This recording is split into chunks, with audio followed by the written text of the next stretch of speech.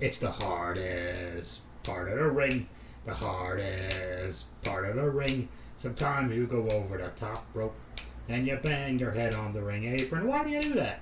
That's when you feel like a big dope. Because they're the worst bumps you should be taking. Oh, it's the hardest part of the ring. Hey, the hardest part of the ring. One more times. What are the words? Does anyone know the words? We're just snapping along. Feel free to sing at home.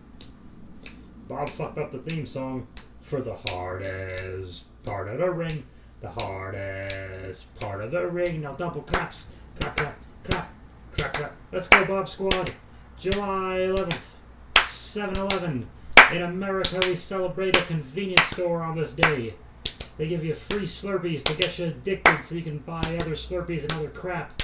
And it never closes on the hardest part of the ring. The hardest part of the ring. Ba-da-ba-da. Whoa, yay. What's going on, Bob Squad? What do you say? Yeah, what are we talking about today? Let's jump right into the mix. July 11th, the Hulu edition. Hulu edition. Not limited enough commercial interruption. Monday Night Raw. Let's do this first. We gotta get some bad guy internet drama out of the way first. Bob had a run-in on Twitter. It's a popular social media platform. Bob had a run-in with a Twitter, basically a meme account called 90s WWE at 90SWWE. At 90s WWE, they tweet memes related to modern things, but using mostly 90s wrestling. You got it? Good, great.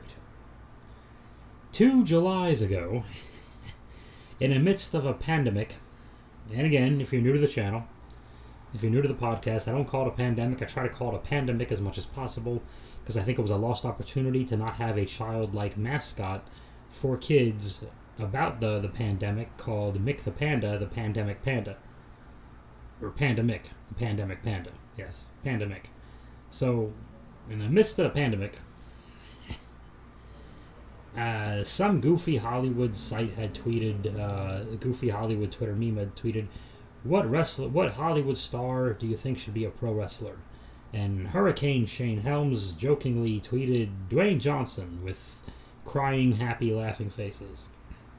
And I thought it was funny to pretend to be as stupid as possible and said, well, actually, Dwayne Johnson used to wrestle with the hashtag do your research, which is preposterous. I know goddamn well that Shane Helms wrestled The Rock and that Shane Helms knows who The Rock is. So I'm pretending I don't know that Shane Helms doesn't know how to seriously answer the question that is important, that is not important, right? Could it be more meta? Probably. Well, it's about to be. And on that night, Shane Helms, not one, not two, not three, four occasions, this fucking guy incites his followers to stay on me, and there were a few. I'd say like between 5 and 10% of them, if you look through the comments, which is all gone now, or I blocked him. He probably left it up from July of 2020. Don't ask me the date specifically. On 4 occasions, he chimes in, because I had fired back, hey, I kind of do know what's going on. But like I said, you can see 5 to 10% of the people go, I think he kind of knows what's going on. He knows what's up. And a few people, of course, they look at your profile, they see your age, they see other stuff you've tweeted, and go, oh, okay, clearly he knows who the fuck The Rock is. I even had to mention, I don't hate name dropping, I don't care. I even mentioned the dude's uncle trained me, for fuck's sake, okay? Anyway, so I had blocked Shane's to not get, to discontinue hundreds of annoying tweets in my direction by people who thought they were so smart because they assumed someone else was so dumb as to not know that, as to think that I don't know Shane Helms knows The Rock is Dwayne Johnson. Is it confusing enough? Probably. 2 years goes by, and on Saturday, the meme account at 90s WWE decides they post a caption that says haha with laughing emojis. I think about this every day, and it's a screenshot of that, and everyone gets involved, including a friend of mine who's a fairly famous sort of successful comedian, Corey Ryan Forrester on Twitter, who is the Buttercream Dream. I knew him from New York. I was closer with his friend Drew Whitney Morgan. All these Southern guys from Tennessee have 3 first names. Don't ask me the fuck why. But anyway, but he knew me, and he chimed in on this Saturday. Like, no, I know Bob. He's definitely kidding. And Shane Helms, I'd looked up, tweeted back to him. Well, maybe he was just trying to be funny or something. But whatever. I'm not mad at Shane Helms because he was just like, okay, I get, it's done now between me and Shane's people. But 90s WWE. So I bothered them, on a few of their next few memes because they deleted it. They deleted the tweet. God, I'm sorry if this is boring.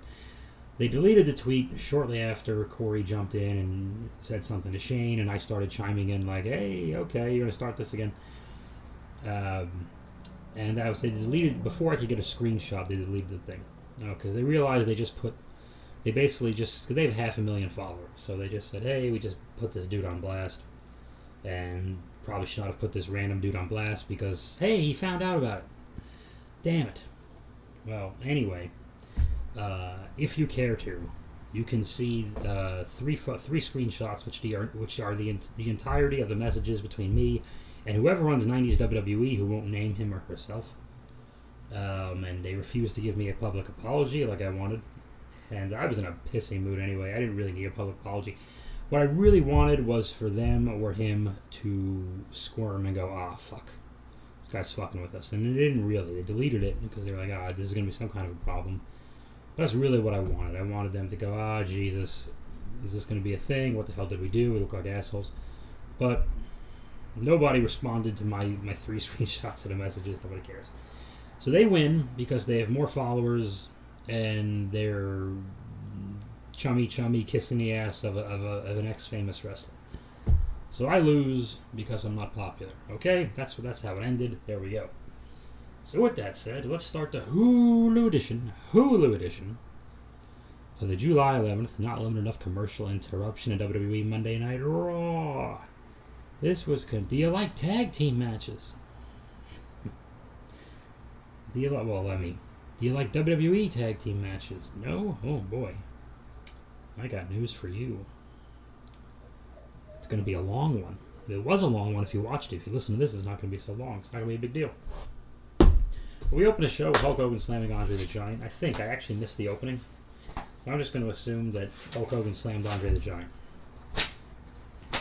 Discretion is the better part of valor, huh? What does that mean? Brock Lesnar, we're in San Antonio, Texas. Cowboy Brock Lesnar comes out smiling, and they missed his pyro, and then they did it 2 seconds later, and he turned around and acknowledged it and kind of goofed with it, which was fun.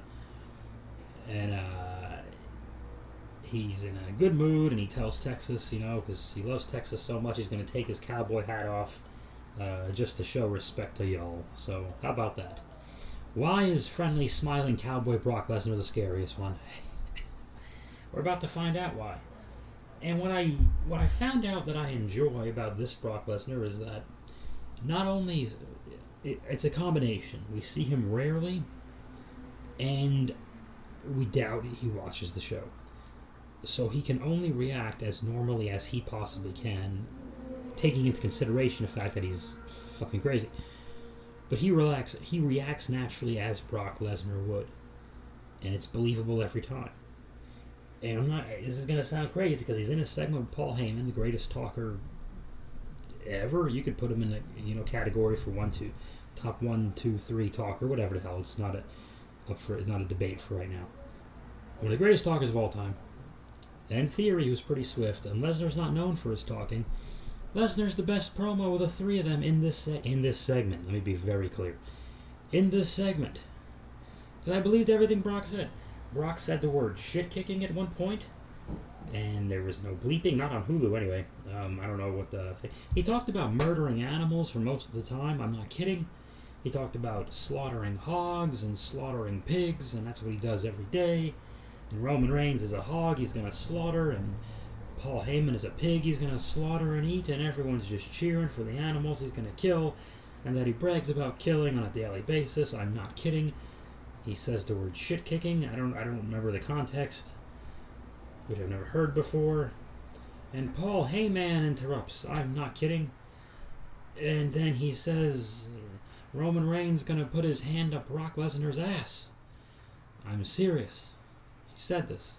I'm gonna spend most of this review on this segment, by the way, just so you know. He's gonna put his hand up Brock Lesnar's ass, and Brock Lesnar reacted naturally. Like a look on his face, like he's a badass. He wants to kill somebody, but also, ugh, did he just a little uncomfortable? And Lesnar got red in the face and started laughing because that was such an odd thing for him to say. And you know that Lesnar and Heyman and Roman, are you sure they're all buddy-buddy? This segment reeked of thrown together last minute, as most Lesnar, Heyman, Roman interaction segments always are, because it's not a secret. You know, everyone knows these Heyman's got so much pull. We're going to change everything last minute, and these guys are going to do whatever the hell they want to do, and they do. And Lesnar protects his character, and he does it here. He does a great job protecting his own character here. Theory interrupts, and he's standing on an extra platform. I don't know where it came from or what it was there for. And he has them roll footage of him and Lesnar from the Elimination Chamber, but they keep cutting to black right before the landing when Theory is thrown off the pod. Pretty much because he kind of just landed on his feet, I think. But they did like 3 times in a row and just cut right to black right before the landing. It was just really odd. And this is Theory's reasons for wanting revenge, to tell Brock Lesnar he'll cash in on him or Roman at SummerSlam after they have their last man standing match. Very good, but did Theory come out to demand that Truck replay footage of him getting his ass kicked several times? What pro wrestler would do that? It's WWE. Nobody cares. It's only 2 stars and everyone else is a piece of shit. Okay. But then somehow the Alphas attack, the Alpha Academy. Otis and Lesnar have a standoff, and people are waking up. They're standing up. They're getting into it. Here's Lesnar, and here's this, tree trunk guy walking around, as they like to say. This was sold great.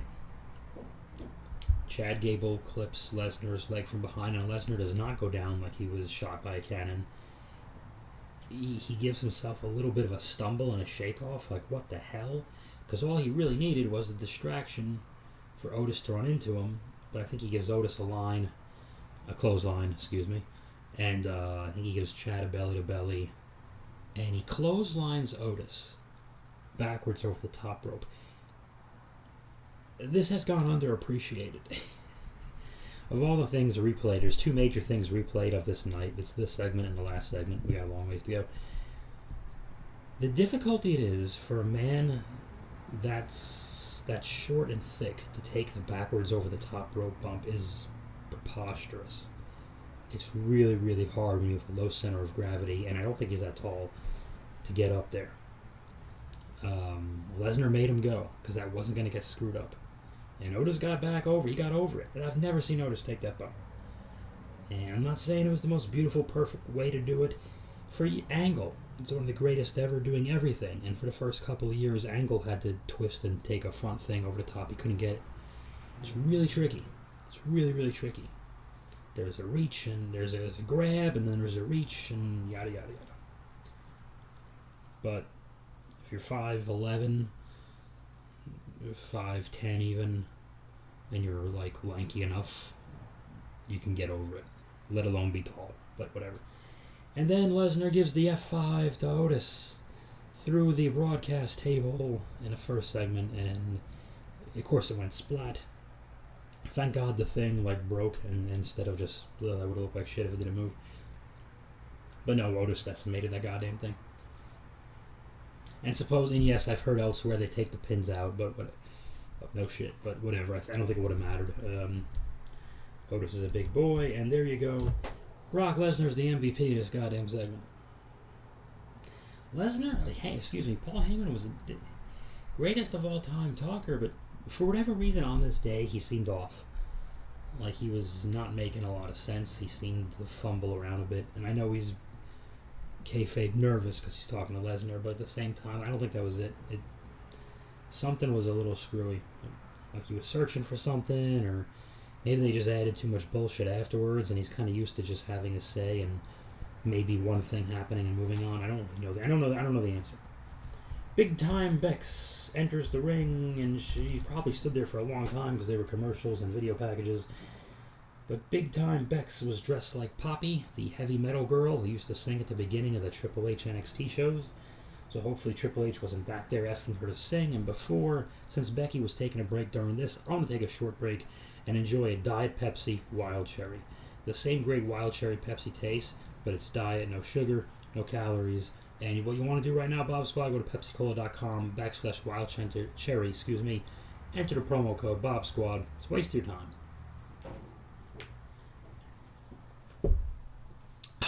That is refreshing. Actually, no, it's warm as fuck. It's been sitting there a while. Okay.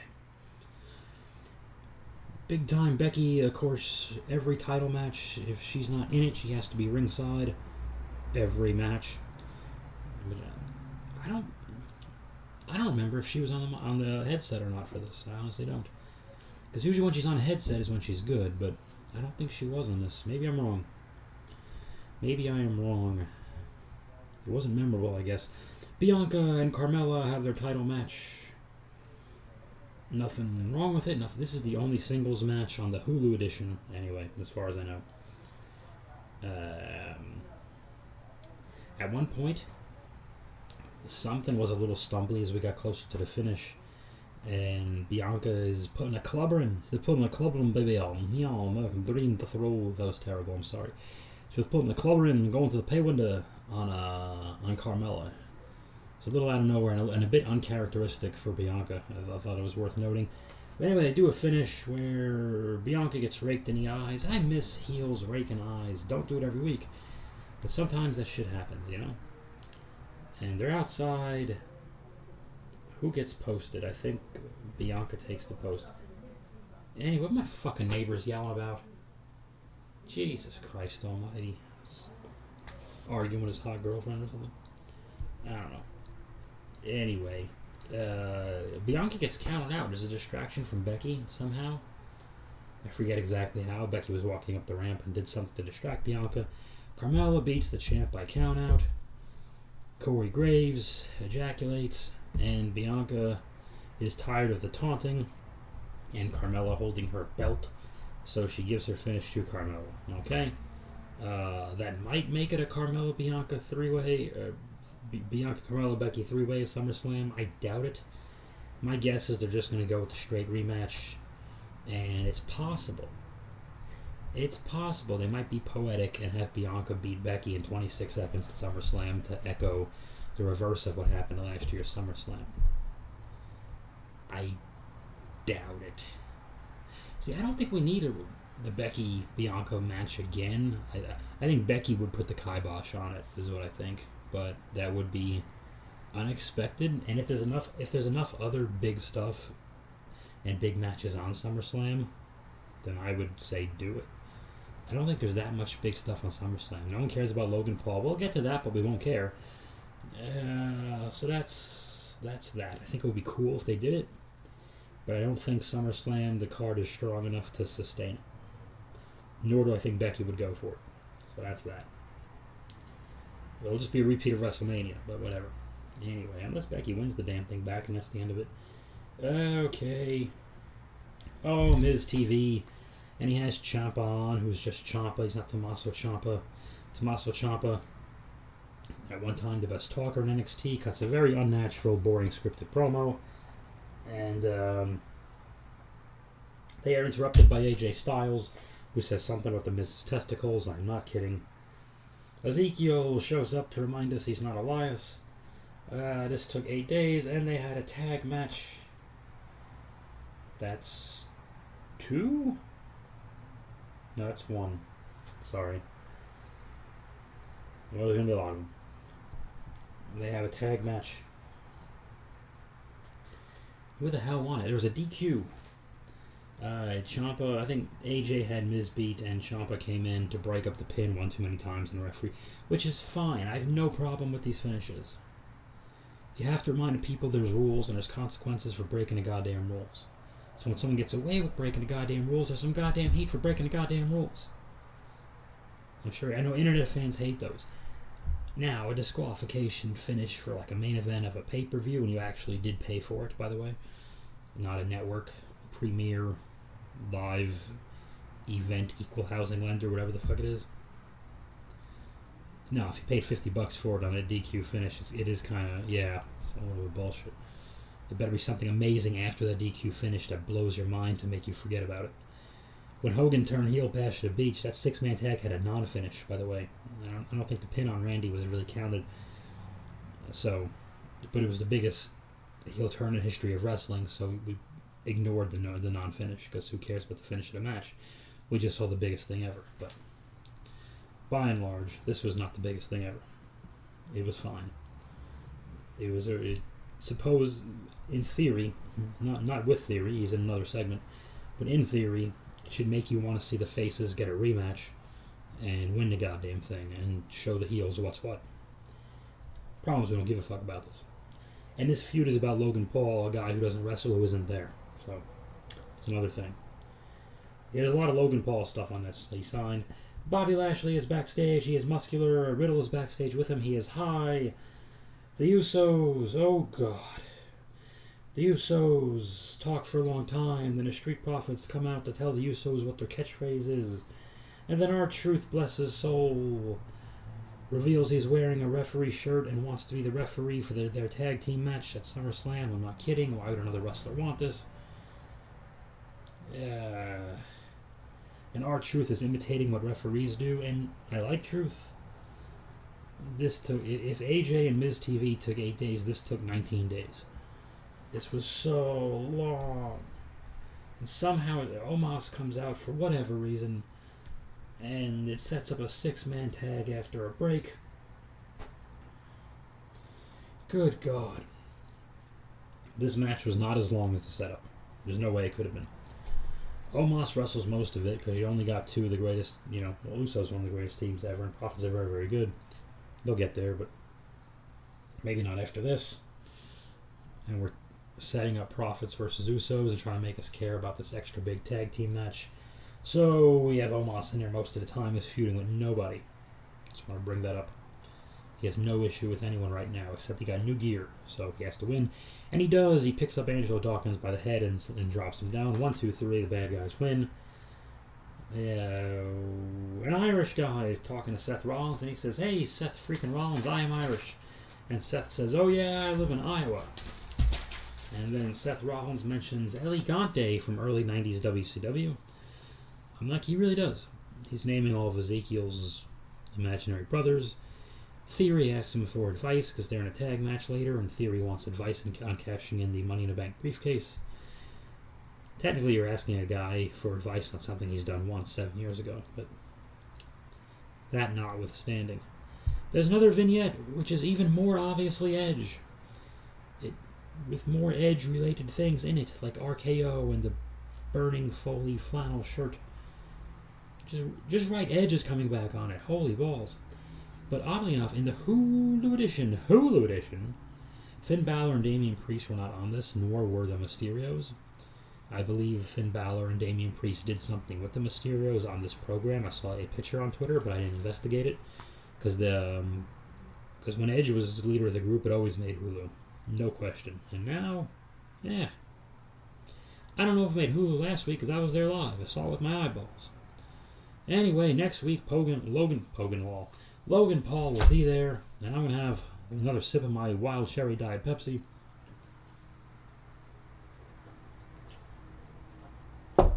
Oh, boy. Riddle and Lashley wrestle Seth freaking Rollins and Theory with a briefcase.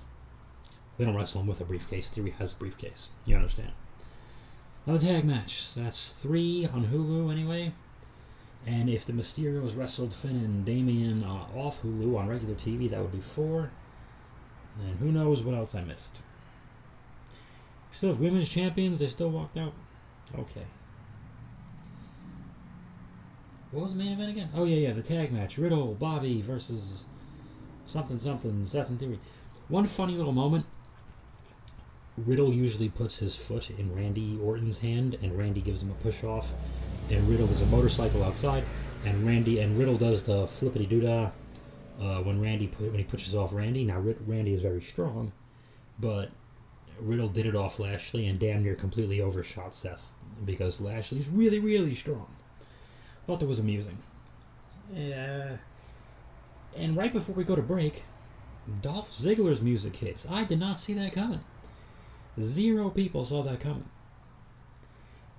I can't say it was a big, crazy, loud reaction. It was more of a what? We're confused reaction, as was everyone. And I didn't hate that. I'm not saying any of this made a lot of sense. But I'm saying next week will be the decider if it made sense, and I'll hold off on that. It was, why is Dolph Ziggler, of all people, here? And we went to break, and I was like, okay. This is one of the first times in a long time I've heard Monday Night Raw or SmackDown go to the break asking a question I might want the answer to. Especially if I've been watching for 2 hours and 50 minutes, and it's a 3-hour show, I might as well find this information out.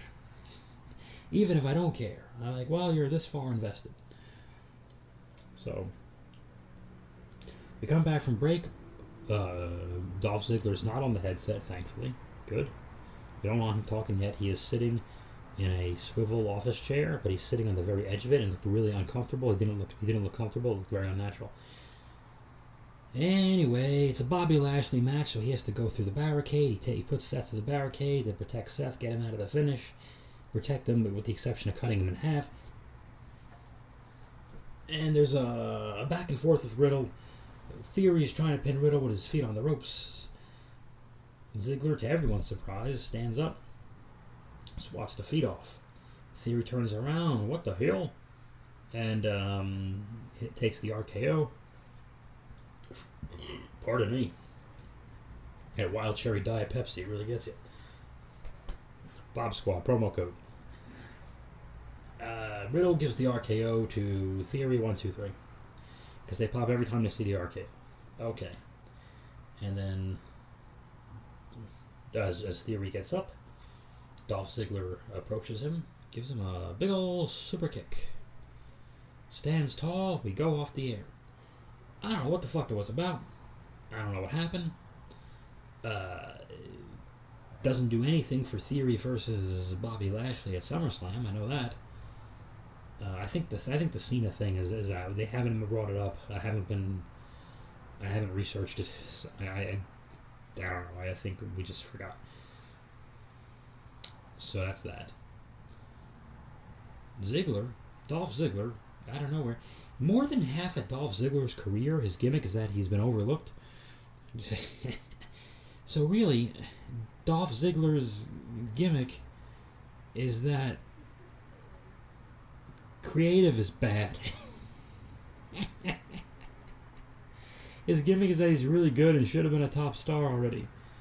And that's been his gimmick for more than half his career, or half the time he's been on WWE TV. So his gimmick is you admitting you're stupid. Just want to point that out. Oh well. Okay, why do I not hate this? I should hate it. I don't. I might hate it. To me, it all, and yes, it does fuck up SummerSlam. I can't say it doesn't. I didn't do it. Don't look at me. It's a free event, guys. Doesn't matter anymore. No, it does matter. If Dolph Ziggler next week cuts the promo of his life, and I have to be critical of him, even though I'm a fan of his. He does have a little bit of a fake passion problem with the promos. He'll get more fired up and more fast. He's way too fast. Jesus Christ, this guy does stand-up comedy. He's way too fast. He goes too fast, and there's a not real passion to it a lot of the times. Sorry to say. If next week he cuts the promo of his life, and in addition to whatever catchphrases they force you to say, because we saw that problem with the Prophets and the Usos tonight, grown men who are mad at each other don't just say their catchphrases. Jesus Christ. It's not how people talk. You have to let them talk at some point for real. But whatever. We're in a cartoon world. If Ziggler can say something other than, what was his thing? I'm that damn good or something like that. if he, because whenever there's a heel or a face turn or any kind of a event or sudden, the idea is that you spend 7 days going, I wonder why that happened. That's really interested. I want that explained to me. The show's got to open or at least feature Dolph Ziggler giving his explanation as to why he did it to a kid like Theory. My guess, logically, someone like Ziggler would say, I'm always overlooked, and I want this fucking punk kid who's clearly got the machine behind him. I want him to learn a little something about humility. Or maybe it's some kind of tough love thing. I want to teach this kid, take him under my wing, be his mentor, manager. Theory doesn't need a mouthpiece, so I hate this idea. I hope that's not what it is. I don't know why. But if there's a good promo with a good explanation next week, then I'm on board. So far, I'm still on board. Because we've only seen one thing. We saw a super kick. And it was a big surprise and no one saw it coming. It does kind of shine a light on how many top wrestlers they let go. That Dolph is, and again, I'm a fan of Dolph, so I feel bad saying this, but Jesus Christ, dust off Dolph. We need somebody to do whatever the hell it is we're planning to do. It's like all those new... You could have been building Ciampa for real this whole time. Finn Balor could have always been doing something real. You could have kept Adam Cole around so he'd stay in shape. Jesus Christ, bro. But Daniel Bryan didn't want to be there. Adam Cole didn't want to be there. CM Punk wasn't coming back. Yikes. I hope it's not the beginning of some kind of Dolph faction. I don't know. Puts that Edge group on a back burner, doesn't it? Or that former Edge group, they Judgment Day. Because Edge is just going to come back and beat him. He's just going to wrestle Finn, because he probably likes Finn. And that's that, right? Yes, no? Are we here? Okie dokie. That's Monday Night Raw. That's my Twitter drama. Yeah. Okay. What I got going on this week? Thursday night, Best of San Diego, 8 p.m., Comedy Store La Jolla, 916 Pearl Street, 8 p.m. Tickets are $10. And I'm one of the people on the show. I think I'm a third on the lineup. We're all doing 10 minutes. I'm the third on the lineup as of right now. I could end up being fourth or fifth. I can end up being second. I don't know. But if you're in San Diego and you can hear this Thursday, Comedy Store La Jolla, 8 p.m., Bob will be there. I will not be talking about wrestling. I will not be telling jokes about wrestling. I will not say the word wrestling on stage. I'm doing a stand-up, and that's going to be that. But come out to that on the off chance that one of the 30 of you who hear this happens to live in San Diego. Say hi. Say hello. Say howdy. Say what do you say? What do you know? We'll rub elbows, grease palms, schmooze and networking. How's tricks? How's the kids? Some weather we're having. Okie dokie. Thank you very much, Bob Squad. If they make Dolph Theory's mentor, the least they can do is have Dolph tell him not to take stupid bumps on a ring apron because it's the hardest part of the ring. The hardest part of the ring. Ba-da-ba-da.